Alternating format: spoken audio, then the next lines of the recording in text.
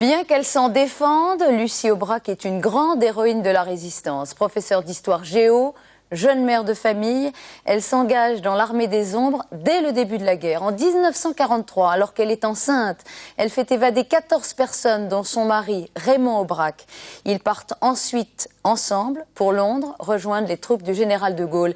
L'histoire de sa vie a été adaptée pour le cinéma par Claude Berry. Lucie Aubrac, comment entrez-vous dans la résistance? Comment ça se passe? Il y a un déclic? Qu'est-ce qui fait que vous vous engagez? Normalement, je ne suis pas entrée en résistance, j'ai participé à la création d'un mouvement de résistance.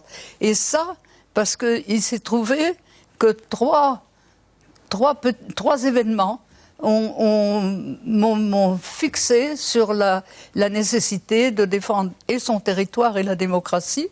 Le premier événement, j'étais professeur dans un lycée en Bretagne et à la fin du mois de mai, au début du mois de juin, dans la cour de ce grand lycée sont entrées des voitures blindées, des voitures de militaires avec la croix gammée qui venaient envahir un lieu de culture. Une cour de lycée, c'est pas fait pour recevoir une armée.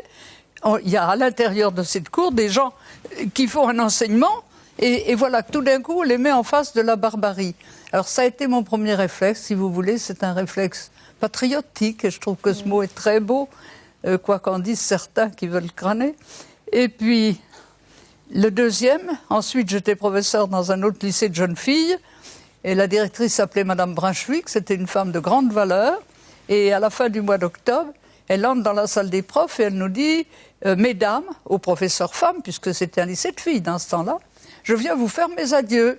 Ah, pourquoi, madame? Parce que je suis révoquée. Vous êtes révoquée, qu'est-ce qui s'est passé? Je suis d'origine juive et le maréchal Pétain a supprimé la fonction publique pour les juifs. Alors je m'en vais, au revoir mesdames. Et c'est là que l'injustice m'a saisie. J'ai trouvé que c'était vraiment quelque chose d'impossible. Et puis j'étais déjà en train de ruminer tout ça, en me disant, protestant avec les gens de mon milieu professionnel, c'est ceux-là que je voyais et avec qui j'avais des échanges culturels et d'opinion. Et à ce moment-là, voilà que Pétain demande aux parlementaires de modifier la Constitution. Les parlementaires se réunissent, on apprend qu'il n'y en a que 80 qui ont refusé leur confiance à Pétain, et on apprend après qu'il n'y a plus de Constitution. Il n'y a plus d'assemblée élue, il n'y a plus de conseil municipal, plus de conseil général, plus de députés, plus de sénateurs. C'est-à-dire que la démocratie était morte. Et quand on est un professeur d'histoire, qu'on a appris le beau mot de citoyen à ses élèves, tout d'un coup, on est des sujets. C'est pas possible. Moi, je n'ai pas accepté. Et en 1939, la résistance, c'est résister, c'est quoi? C'est refuser d'obéir? C'est 1940, madame, parce 1940, que c'est au moment, c'est après l'invasion des nazis au mois de mai 1940. Alors, qu'est-ce qu'il faut faire? Faut discuter avec les gens, puis leur dire je suis pas d'accord. Et c'est comme ça que, avec des professeurs que je connaissais et qui avaient la même opinion que moi, avec des journalistes aussi, parce que c'est les gens qui manient les idées, qui manient l'opinion, les enseignants et les journalistes. On a décidé qu'il fallait protester.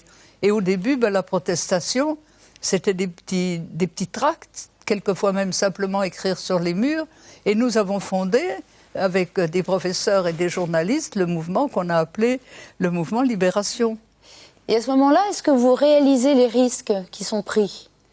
Non, parce que évidemment, on passe pour des gens de menée antinationale.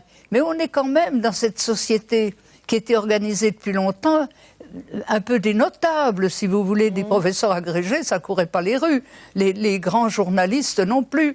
Alors, tous ces gens-là, le Bidault, par exemple, qui avait refusé Munich, on était des gens qui avions une certaine surface et notre protestation, c'était pas la révolution, c'était les luttes pour la liberté du territoire et puis la liberté de soi-même en tant que citoyen.